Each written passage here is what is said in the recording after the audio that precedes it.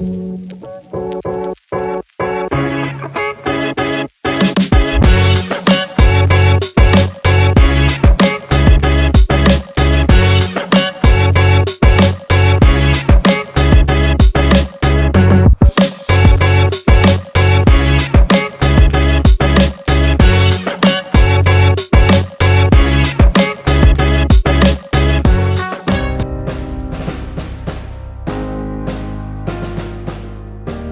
definitely boost the morale of our men and women in uniform.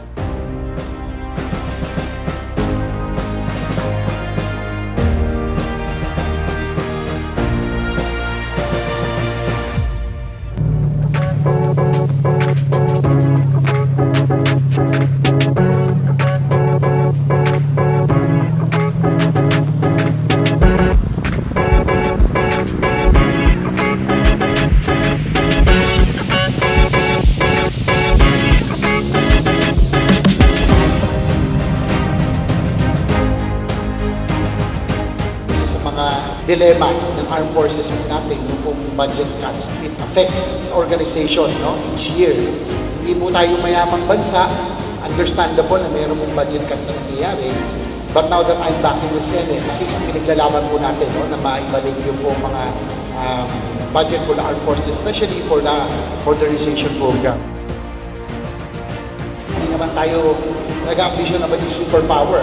Hindi natin po silang kaya, man for man. But we need to put up the minimum credible defense posture, at least yung pong re-respetuhin at hindi mabastusin ng ating pong mga... Palakpakan po natin si Senator JB.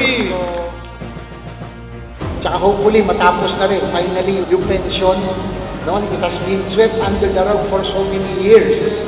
No, yung problema, lumalaki pension, pero sana magkaroon na ng kasagutan yan at yan po ay tinatake natin for our men and women. For after all, they sacrifice not only their lives, their family, everything. They sacrifice a lot, no? Dugo, pawis, buhay ang ibinibigay sa atin po ng ating Socom Riders, ng ating mga sundalo. Kaya lang dapat na sila po isuportahan.